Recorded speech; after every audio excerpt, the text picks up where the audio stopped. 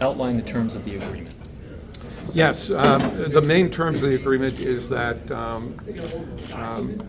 Scott Avedisian submitted his resignation.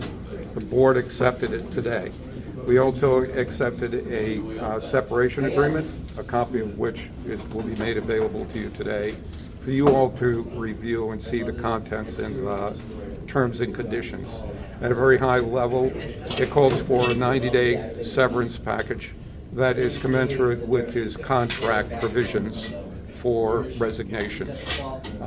He'll receive what is legally afforded to him in vacation time that he accrued.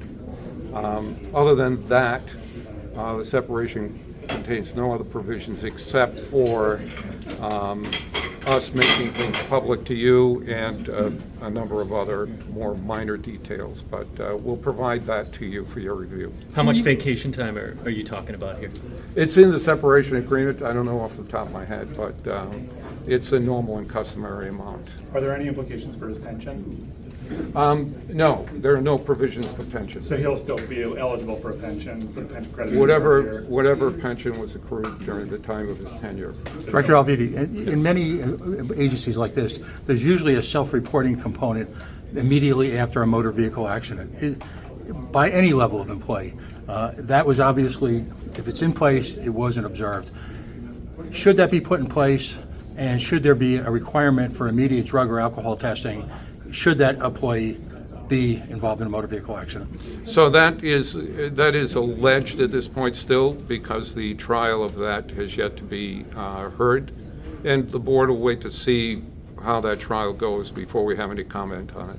How do you feel? You're chairman of the board. Are you comfortable with the exit package? I am, yes.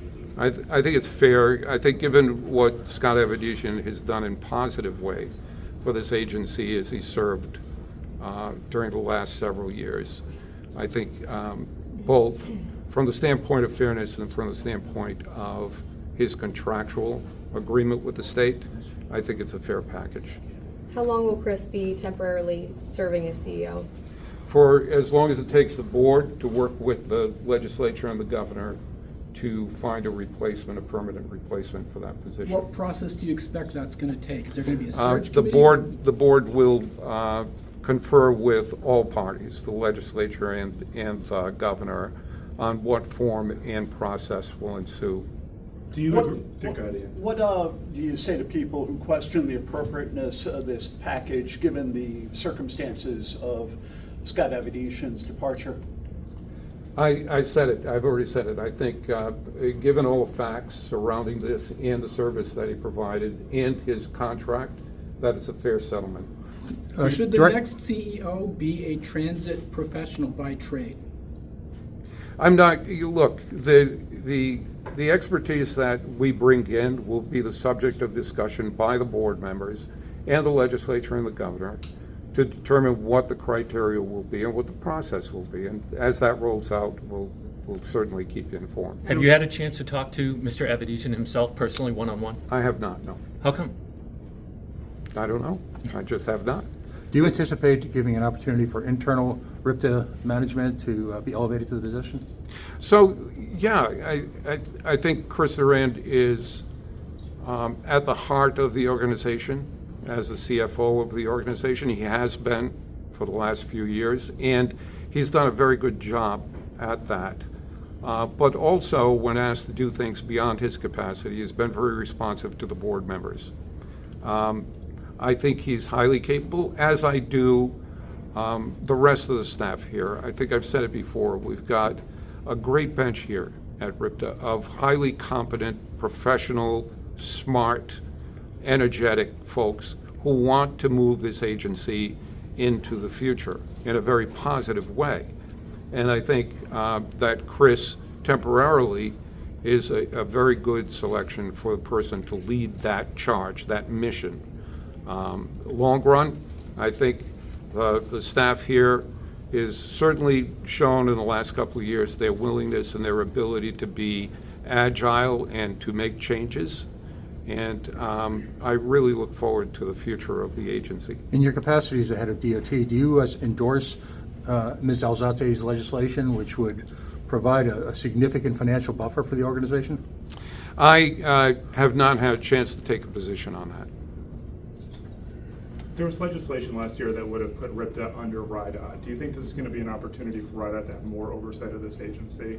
There's going to be a leadership change? The decision on what the future is will be a matter for the board, the legislature, and the governor to work together in determining what the future of the agency is and what the leadership of it should look like. Do you see this change as potentially an opportunity for RIPTA to take a new direction, whichever direction that happens to be? I think the board has expressed during the last year that a new direction is necessary, and I think that has always been an opportunity before or after this event. I think that the board is very much intent on creating a mission that will carry this agency into a very positive kind of movement. You're obviously dealing with the Washington Bridge crisis now too, and now there's this other issue that I'm sure is taking up a lot of your time. Has this been challenging at all for even you personally to deal with these multiple, I don't know if crises is the right word, but challenges? Life is a challenge for me on a day-to-day basis. I ask the Lord to help give me guidance in the morning when I wake up, and whatever I encounter during the day, I try to do it to the best of my ability, and I'll keep doing that. What impact do you think this transition period will have on signature projects like the Kennedy Plaza relocation? I think all of those have a life of their own. I think the new leadership will have a role, but the board, I think, in the changes that we've made on the board, I think are a positive step to helping to accomplish a positive outcome on that and the transit master plan. Thank you.